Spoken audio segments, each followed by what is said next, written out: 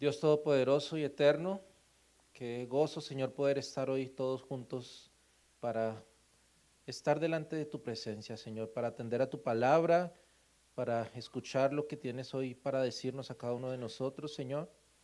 Yo te ruego, Padre, justamente eso, que seas tú hablando a nuestros corazones, que no sean las opiniones mías, Señor, o mis pensamientos, sino que sea tu palabra, Señor, la que se proclama en esta noche, esa palabra que es fiel, que es perfecta, que es inerrante, que es inequívoca, Señor.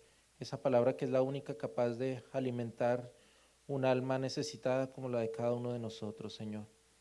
Nos sometemos, Señor, a ti, nos sometemos a esa palabra y te ruego, Señor, que nos permitas en esta tarde aprender algo que nos ayude a ser cada vez más edificados, Señor, y de alguna manera poder ser cada día más conformes a la imagen de Cristo, Señor, que es ese ejemplo supremo al que nosotros anhelamos llegar. Te pedimos todo esto en ese nombre, Señor, en el nombre de tu Santo Hijo Jesucristo. Amén y amén. Muy bien, hermanos, vamos a ir allí a Efesios capítulo 4, dice la palabra desde el verso 7. Pero a cada uno de nosotros fue dada la gracia conforme a la medida del don de Cristo, por lo cual dice, subiendo a lo alto, llevó cautiva la cautividad y dio dones a los hombres. Y eso de que subió, ¿qué es sino que también había descendido primero a las partes más bajas de la tierra? El que descendió es el mismo que también subió por encima de todos los cielos para llenarlo todo. Y él mismo constituyó a unos apóstoles, a otros profetas, a otros evangelistas, a otros pastores y maestros. Un texto un poco profundo, de hecho ha sido de mucho debate alguna parte de él, hoy vamos a estar hablando de esto, pero déjeme solamente hacer una especie de recuento, ¿verdad? Para que nos ambientemos en lo que hemos estado aprendiendo y así podamos entrar ya en materia. La carta de Pablo a los Efesios, y sé que esto ya lo hemos mencionado, fue una carta escrita a creyentes. Pablo le está escribiendo a una iglesia, le está escribiendo a cristianos. Y como una buena carta de Pablo, él inició señalando fundamentos claves en la vida cristiana. Es todo lo que estuvimos viendo al principio, fundamentos, doctrina. Él nos habló, por ejemplo, de la elección incondicional, de esa elección soberana de Dios en la salvación, de que dicha salvación fue por gracia, por medio de la fe, y que inclusive esa fe es un don que también el Señor nos ha regalado. Todas esas cosas nos estuvo enseñando Pablo.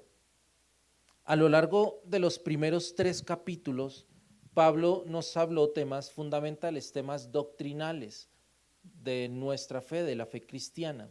Pero entrando al capítulo 4, en el que nos encontramos ahora, Pablo ha dejado a un lado, digámoslo así, estos temas doctrinales y se va a concentrar más en la vida práctica del creyente, temas prácticos de cómo Dios espera que los cristianos nos conduzcamos en esta carrera, en este trasegar cristiano. No olvidemos, hermanos, que la vida cristiana no es un esfuerzo por vivir bien para ver cómo me gano el favor de Dios, no, de ninguna manera. La vida cristiana es más bien una respuesta a ese llamado de gracia donde yo como cristiano anhelo vivir la vida que mi Salvador quiere que yo viva para mi propio bienestar y para su gloria. Es así que entrando en esta fase de la carta a los Efesios, lo primero que nos ha mostrado el autor, lo que nos estuvo hablando el pastor Carlos, es que como iglesia, de manera práctica, lo primero por lo que nosotros debemos procurar es por mantener la unidad en el cuerpo de Cristo, la unidad en la iglesia. Eso es con lo primero que empieza Pablo hablando de la vida práctica del creyente, de que todos nosotros debemos procurar por la unidad. De hecho, si usted lo notó, uno de los cantos que ahorita entonamos es una plegaria al Señor clamando por eso, porque nos haga uno solo, porque nos ayude a estar juntos en un mismo sentir, porque somos una familia, la familia del Señor. Yo espero que cuando estamos cantando, usted esté pensando en lo que estamos cantando, ¿verdad? que usted esté meditando en qué es lo que estoy diciendo, qué es lo que estoy entonando con mi voz, porque las canciones son parte del servicio y las canciones también nos edifican. Así que es bueno que meditemos también en eso, y justamente de eso nos estaba hablando ese canto en particular, de esa unidad del cuerpo de Cristo.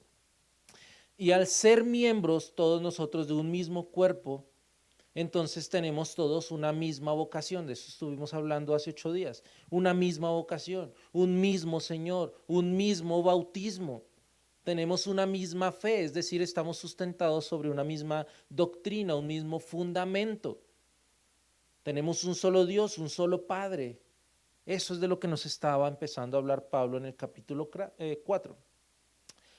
Ahora bien, déjeme ponerle una pequeña ilustración para poder introducir nuestro tema de hoy. Cuando, por ejemplo, el gobierno de un país recluta jóvenes para ser parte del ejército de dicha nación, no solo los coge, los uniforma y les da un arma y los envía a la batalla, por supuesto que no. Lo primero que hace es capacitarlos, los capacita en diferentes áreas para que luego ellos pongan al servicio del mismo ejército, de sus compañeros, del país, lo que ellos han aprendido. A uno los capacita, yo qué sé, en enfermería, a otros en inteligencia, en combate, en aviación, etcétera, lo que sea. Sea lo que sea que este joven ha sido capacitado, ese joven es dotado de ciertos conocimientos, de ciertas habilidades para que pueda ser útil dentro de ese cuerpo al que él fue llamado.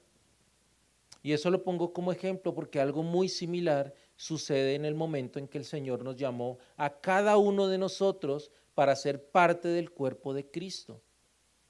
Él no solo nos escogió y nos llamó y nos limpió y nos santificó y nos redimió y tantas cosas más, sino que como si fuera poco, nos dotó a cada uno de los creyentes con ciertos dones para que fuésemos útiles dentro de su iglesia. Es lo que nos inicia diciendo Pablo en el texto de hoy, Efesios 4:7. Pero a cada uno de nosotros fue dada la gracia conforme a la medida del don de Cristo. Y nota las palabras de Pablo, a cada uno, a cada uno. Cada cristiano sobre la faz de la tierra y a lo largo de la historia, de forma independiente, ha recibido dones de parte del Señor. Todo cristiano verdadero ha recibido dones de parte del Señor. Y estos dones no fueron dados como premio, donde Dios dice, bueno, felicidades, Pepito, Pepita, por ser tan bueno, por seguirme, por escogerme, como premio, mira, te doy este don. No, por supuesto que no.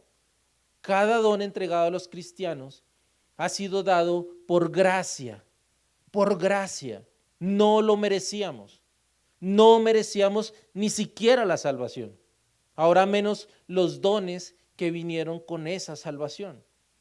Así que si tú eres de aquellos que a veces se queda pensando, ¿sí será que Dios me dio dones a mí o no me dio? Porque yo no sé ni para qué sirvo, dicen algunos. Bueno, si tú piensas así, este texto de hoy te va a confirmar que si realmente eres creyente, Dios, por supuesto, que te ha dotado de algún tipo de don. Así que creo que lo primero que tenemos que señalar es qué es un don, ¿verdad? ¿Qué es un don? Un don, hermanos, es un regalo. Justamente eso es lo que significa, es un regalo. Un don es un regalo que ha dado el Señor a cada creyente.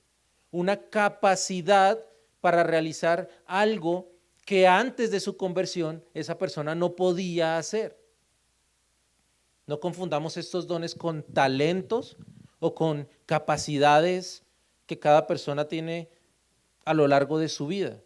Y lo recalco porque alguno podrá decir, bueno, es que mi don es que puedo imitar una voz, o mi don es que yo soy muy buen cocinero, o que toco un instrumento. No, esos son talentos, los hemos adquirido, todas las personas los tienen, no necesitan ser cristianos para esto. Los dones del Señor que Él ha dado a través del Espíritu Santo son, a diferencia de cualquier habilidad o talento que cualquier persona pueda poseer, es una capacidad que Dios le ha entregado, la cual es útil para edificar a la iglesia de Cristo. Los dones que el Señor da a través del Espíritu Santo son útiles para edificar a la iglesia de Cristo. El hermano empezó leyendo este texto, le voy a pedir que me acompañe a 1 Corintios 12:7. Todo el capítulo 12, 13, 14 nos habla de los dones ya en 1 Corintios, pero vamos a leer una porción en 1 Corintios 12:7.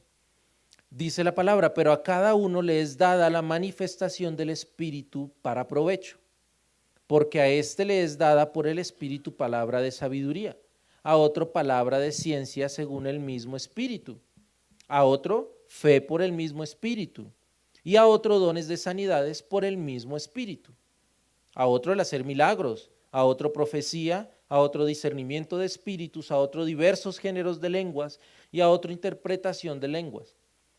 Pero todas estas cosas las hace uno y el mismo Espíritu, repartiendo a cada uno en particular como Él quiere. Así que no soy yo quien escoge el don que quiero tener. Es el Espíritu Santo quien reparte los dones según su soberana voluntad. Es el Espíritu Santo quien lo entrega como Él quiere, a quien Él quiere.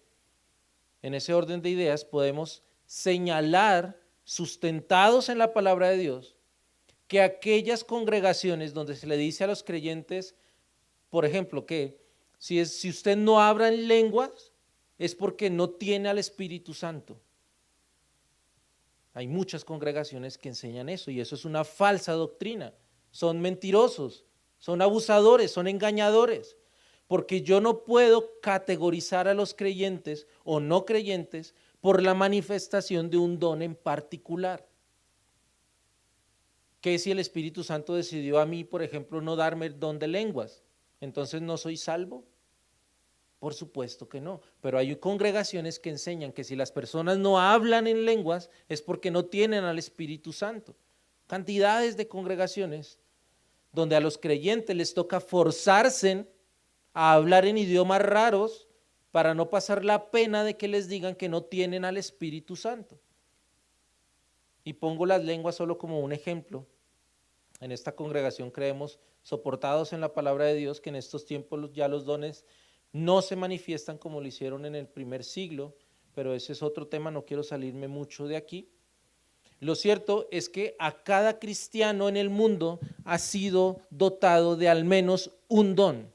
Y por supuesto que la Biblia nos insta a clamar al Señor para que Él nos dé por gracia más dones, pero a todo creyente se le ha concedido por medio del Espíritu la manifestación de algún don para provecho de la iglesia, no para que se envanezca, no para que se enseñoree de los hermanos, todo lo contrario, para que les pueda servir más y sea útil dentro de su iglesia. Cuidado, hermano, hermana, con tomar tu don o tus dones y guardarlos en el bolsillo. Cuidado, Dios no te ha dado esos regalos para que te vengas solo a sentar en la iglesia. Nosotros somos un cuerpo, somos una unidad y todos necesitamos los unos de los otros. Yo necesito tus dones para ser edificado. Tú necesitas mis dones para ser edificado. Todos nos necesitamos los unos a los otros. Pero si tú no pones en ejercicio tus dones, no estás siendo útil dentro de la iglesia. Es necesario, hermanos, que cada uno de nosotros ponga al servicio de la congregación los dones que el Espíritu Santo le ha concedido. Mira lo que dice 1 Corintios 12:14. Además, el cuerpo no es un solo miembro, sino muchos. Si dijera el pie, porque no soy mano, no soy del cuerpo, ¿por eso no será del cuerpo? Y si dijere la oreja, porque no soy ojo, no soy del cuerpo, ¿por eso no será del cuerpo? Si todo el cuerpo fuese ojo, ¿dónde estaría el oído? Si todo fuese oído, ¿dónde estaría el olfato? Mas ahora Dios ha colocado los miembros, cada uno de ellos en el cuerpo como Él quiso. Porque si todos fueran un solo miembro, ¿dónde estaría el cuerpo? pero ahora son muchos los miembros, pero el cuerpo es uno solo. Ni el ojo puede decir a la mano, no te necesito, ni tampoco la cabeza a los pies, no tengo necesidad de vosotros. Antes bien, los miembros del cuerpo que parecen más débiles son los más necesarios. Sé que alguno podría pensar, pero hermano Johan, yo no sé hablar en público, yo no puedo predicar, yo no sé manejar equipos, yo no sé manejar el sonido, yo no soy bueno en la música, yo no sé qué don me ha dado el Señor. Pero hermanos, pensamos eso porque equivocadamente creemos que solo tienen dones aquellos que son más visibles en la congregación. Y eso para nada es la verdad. Mira lo que decía el verso 22. Antes bien, los miembros del cuerpo que parecen más débiles son los más necesarios. Esa hermanita que llega primero que muchos y se sienta a orar allí solita en un rincón por el servicio, por los hermanos, por la congregación. Ella parece ser no muy importante en la iglesia. Pero hermanos, ella es un pilar de oración en la iglesia. Ella pone sus dones al servicio de los demás. El hermano que se toma el trabajo de llamar a preguntar cómo están los hermanos. El que abre las puertas de su casa para recibir a sus hermanos. El que organiza las actividades, el que es dadivoso, el que cocina para sus hermanos, el que se queda limpiando la iglesia, aspirando. Todos ellos son muy valiosos. No podríamos tener la iglesia, no podríamos avanzar si cada uno de nosotros no pusiera sus dones al servicio de los demás, sea cual sea el don. Todos esos dones, todos ellos son muy importantes. En la Biblia encontraremos por lo menos 4 listas de dones diferentes una de la otra, pero no absolutas. Hay muchos dones y Dios los entrega como Él quiere. Y lo hace así porque solo Él sabe de qué manera podremos ser más útiles en sus manos. Es más, así Dios entregue el mismo don a algunas personas, no en todas se manifiesta ese don de la misma manera. A los pastores, por ejemplo, Dios les entregó el don de la enseñanza, pero el pastor Luis predica de una forma, el pastor Carlos predica de una forma diferente, yo predico de una forma distinta. Todos tenemos el mismo don, pero esa manifestación es diferente. Es por ello que Dios busca a través de los dones la unidad, pero no la uniformidad. Dios no quiere una iglesia uniforme, donde todos sean idénticos, donde todos caminen igual, donde todos piensen igual, donde todos tengan las mismas capacidades, no. Hay una multiforme gracia de Dios, donde Él ha distribuido dones de maneras distintas, aprovechando que cada uno de nosotros somos personas diferentes. Dios quiere que seamos unidos a pesar de que somos de distintos países, de distintas culturas, que hablamos diferente. Eso es la unidad que está buscando el Señor.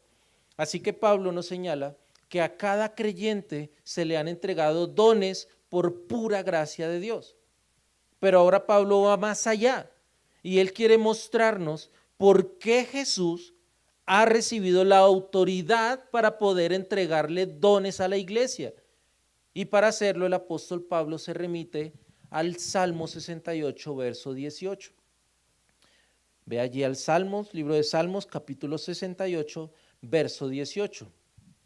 Dice la palabra de Dios: subiste a lo alto, cautivaste la cautividad, tomaste dones para los hombres y también para los rebeldes, para que habite entre ellos ya Dios.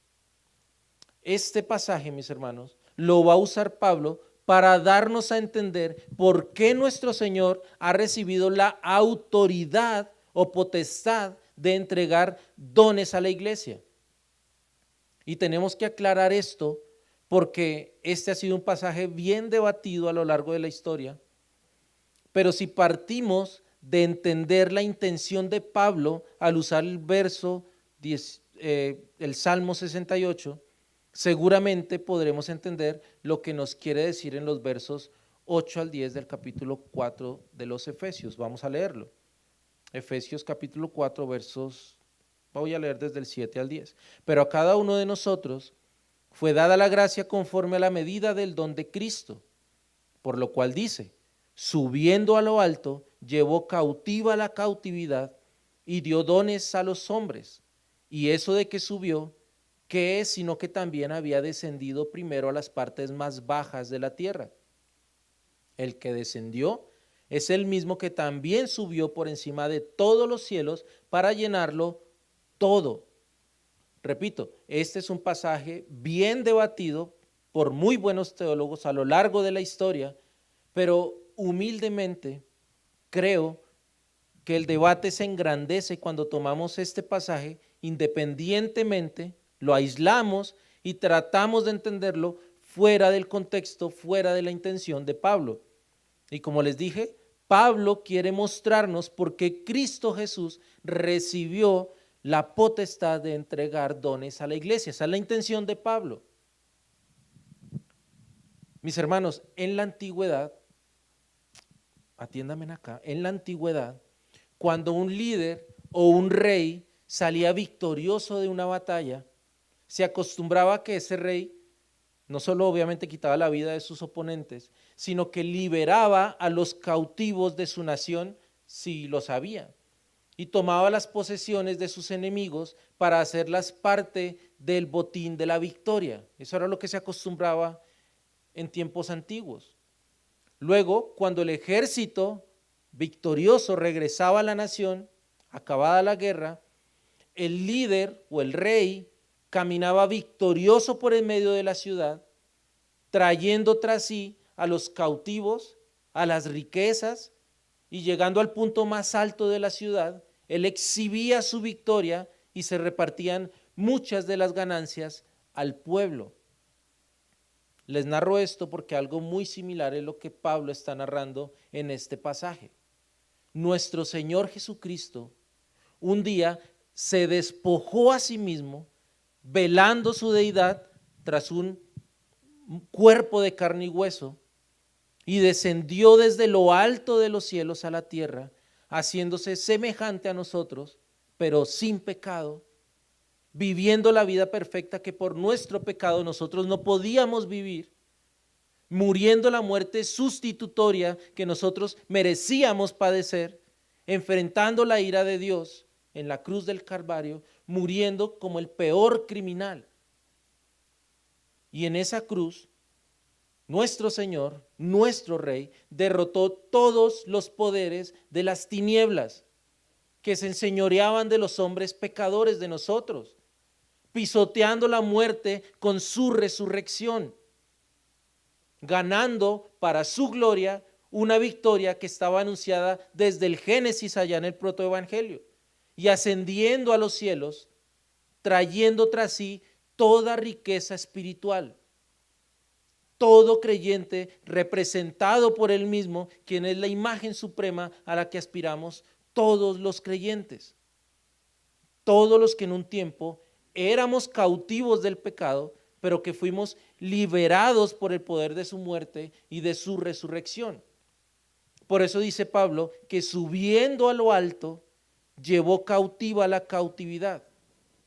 Ese Cristo victorioso, culminando su obra, subió a los cielos y se sentó a la diestra de la majestad de Dios.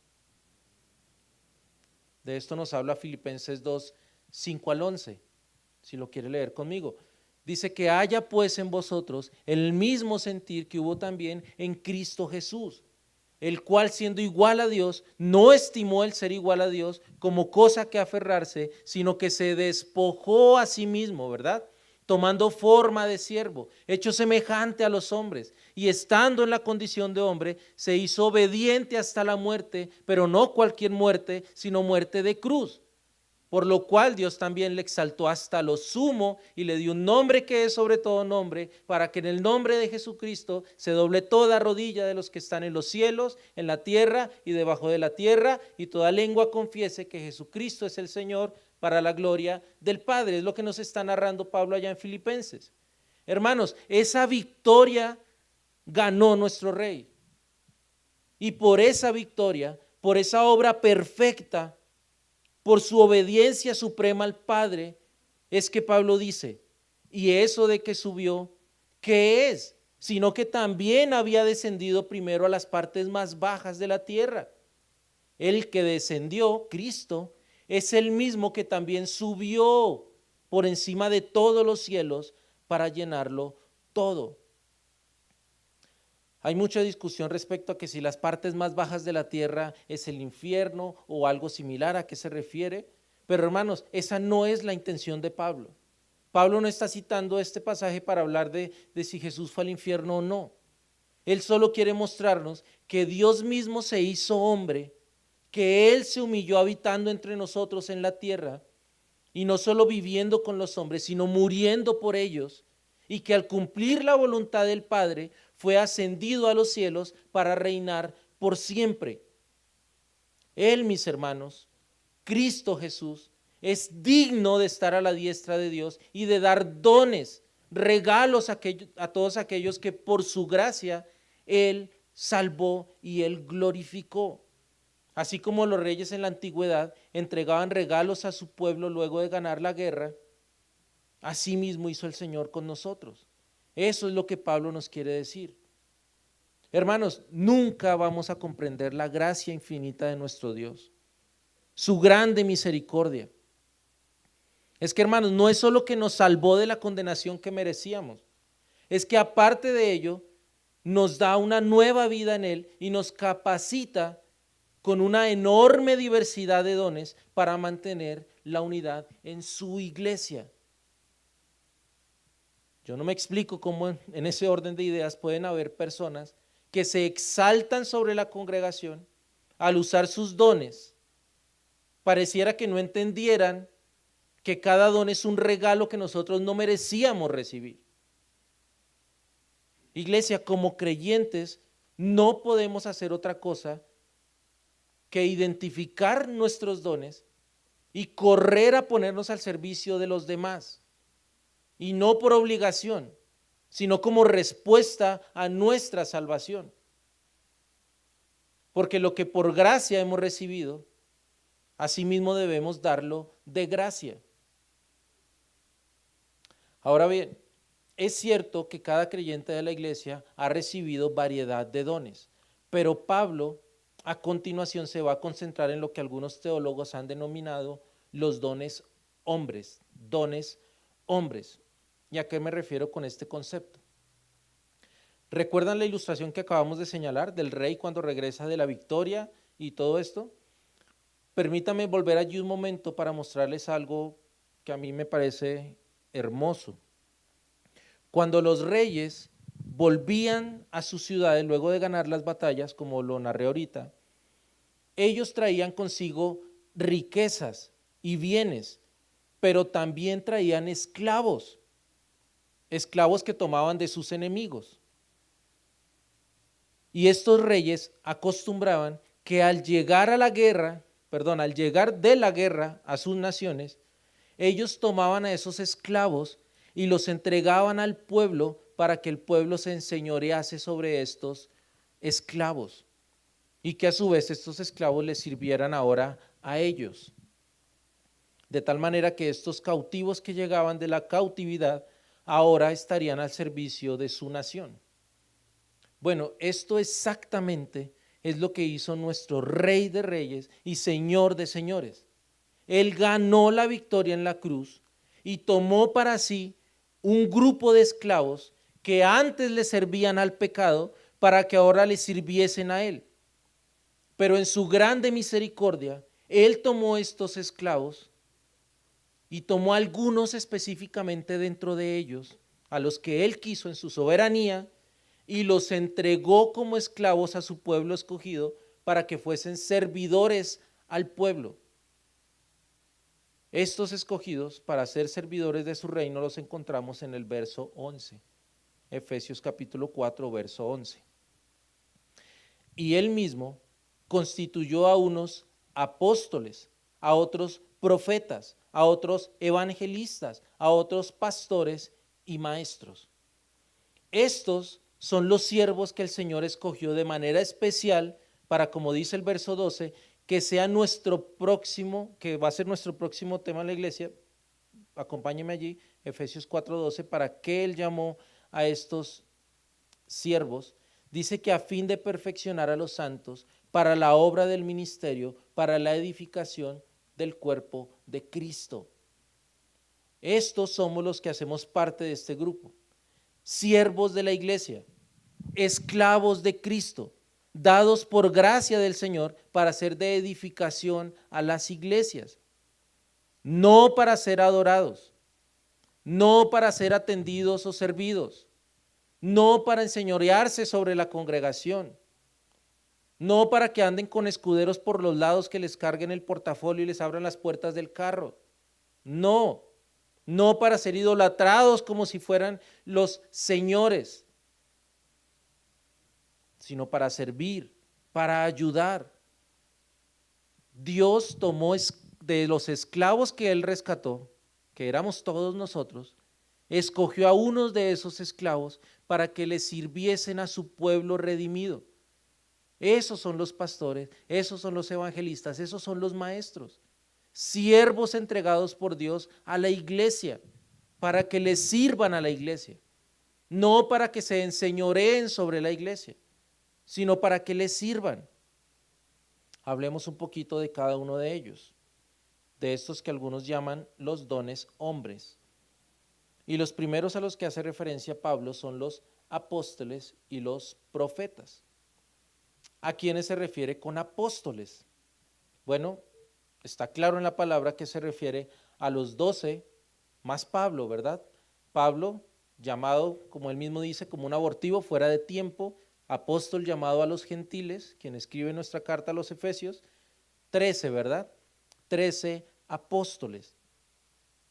Pero también nos señala a los profetas, que son aquellos hombres que hablaron palabras reveladas directamente por Dios al pueblo. ¿Qué hacían estos apóstoles y profetas o qué hicieron? Dejar el fundamento de la iglesia. Efesios 2:20, nosotros ya habíamos visto ese versículo. Edificados sobre el fundamento de los apóstoles y profetas, siendo la principal piedra del ángulo Jesucristo mismo. Es decir, hermanos, que los apóstoles y profetas le dieron a la iglesia el fundamento. Estos hombres que Dios levantó en su momento para formar el fundamento de la iglesia, es decir, la Biblia, la doctrina. Los apóstoles y profetas tenían una misión y era dejarnos el canon de las Escrituras, el fundamento sobre el cual todos nosotros somos edificados. Pero adivina qué, cuando se cerró el canon bíblico, con su culminación también culminó el ministerio apostólico y profético. Por eso, mis hermanos, nosotros creemos, soportados en la palabra de Dios, que ya no hay más apóstoles, ya no hay más profetas. Los buenos, como dijo alguien, se quedaron aquí. Aquí están los apóstoles, aquí están los profetas. En la palabra ya no hay más apóstoles, ya no hay más profetas. ¿Por qué? Porque el fundamento ya fue puesto. Imagínese que usted va a construir una casa. Cuando usted va a construir una casa, lo primero que usted hace es construir ¿qué? El fundamento, ¿verdad? Las bases. Y cuando usted ha puesto el fundamento, entonces ya usted hace primer piso en su casa, hace segundo piso, los pisos que usted quiera poner. Pero después de que usted ya ha puesto 2 pisos en su casa, usted no puede decir, creo que quiero volver a hacer el fundamento para ponerle más pisos a mi casa. Usted ya no puede hacer eso porque el fundamento ya fue puesto. En dado caso, tendría usted que tumbar la casa, remover el fundamento y poner un nuevo fundamento, pero eso bíblicamente en la iglesia no es posible, porque la iglesia ya tiene un fundamento, la iglesia ya ha sido edificada sobre ese fundamento. Cuando se cerró la Biblia, el ministerio apostólico y profético ya no tenía sentido porque ya culminó la escritura del canon bíblico. Ahora Pablo menciona cómo estos dones hombres, que son los apóstoles, los profetas en este caso, pero también menciona a los evangelistas. y en la palabra solo se mencionan a 2 evangelistas. La Biblia habla poco de ellos, pero refiriéndose específicamente con ese calificativo de evangelista, solo lo hace a 2 personas. Uno de ellos en Hechos capítulo 21, verso 8, donde habla de Felipe y se refiere a él como evangelista, y en 2 de Timoteo 4:5, donde Pablo le dice a Timoteo que haga obra de evangelista. Son los 2 únicos casos que tenemos como tal en la Biblia donde se refieren a los evangelistas. Como dato curioso, Felipe era diácono y fue escogido así en Hechos capítulo 6, si usted lo quiere revisar. Y Timoteo era pastor. Así que ellos no se conocían directamente con el nombre de el evangelista Timoteo o el evangelista Felipe. No, el uno era diácono y el otro era pastor. Es decir, que esta función de evangelista, si bien se presentó con mayor intensidad en el primer siglo, es un mandamiento dado a toda la iglesia. Todos nosotros debemos hacer obra de evangelista. Ese es un don que Dios le entrega a todo creyente. Así que si usted piensa, ¿pero qué don tengo yo? Bueno, por lo menos usted tiene el don de evangelizar, de compartirle a alguien la palabra. Lo mucho o lo poco que usted sepa, usted tiene el deber de compartirlo con los demás. Esos son los evangelistas.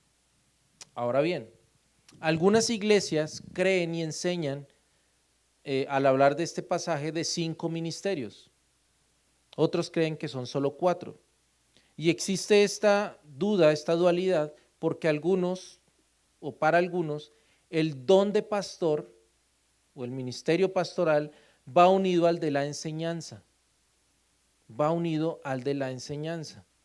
De hecho, si usted revisa el texto que estamos viendo allí en Efesios capítulo 4, usted va a notar que al leer acerca de los ministerios, Pablo dice, él mismo constituyó a unos apóstoles, a otros profetas, a otros evangelistas, a otros pastores y maestros. Él no agrega ese a otros en medio de los pastores y de los maestros. Por eso algunos creen que no son 5 ministerios, sino son 4. Son posiciones diferentes. Para algunos creen que el don de pastor va unido al de la enseñanza, pero algunos creen que un maestro no necesariamente debe de ser pastor. Lo cierto es, mis hermanos, que tomando como base Romanos capítulo 12:7, un maestro no necesariamente debe de ser un pastor, pero un pastor necesariamente debe ser un maestro. Y se lo voy a volver a repetir por si parece un poco confuso. Un maestro, una persona que enseña la palabra, no necesariamente tiene que ser un pastor. Y los vemos en los institutos bíblicos, por ejemplo, que hay muchos maestros, no necesariamente son pastores. Pero un pastor tiene que ser un maestro. El pastor tiene que ser un maestro. De hecho, en el listado de los requisitos pastorales, en las cartas de Timoteo y de Tito, el pastor, como uno de sus requisitos, dice que debe ser apto para enseñar. Así que una característica de un pastor es que el pastor debe de enseñar, es un maestro. Así que tenemos 5 dones particulares entregados a algunos miembros de la iglesia para edificación de la misma. Apóstoles y profetas que, como ya lo mencioné, ya no tenemos hoy en día. Evangelistas, que de cierta manera somos cada uno de nosotros, y los pastores y maestros que cuidan, alimentan, instruyen y procuran el bienestar de las congregaciones. Y hermanos, no quiero terminar o no quiero que salgamos de este lugar solo aprendiendo de estos temas, adquiriendo cierta información. Yo quiero que te lleves en tu mente esta verdad. Cada don entregado a la iglesia, cada persona dada por Dios como pastores o maestros o cada uno de estos regalos no fueron gratuitos. No fueron gratuitos. Al Señor le costaron su propia sangre. Él pagó el precio para que tú y yo hoy podamos ser edificados entre nosotros. No te guardes tus dones. Esos dones ni siquiera son tuyos, son para el bien común de la congregación. Y si los estás usando, No te envanezcas con ellos, pues alguien más pagó por esos dones, tú no los obtuviste por ti mismo. Cristo pagó por los dones que tú tienes. No pensemos más alto de nosotros, hermanos, de lo que nosotros tenemos que pensar.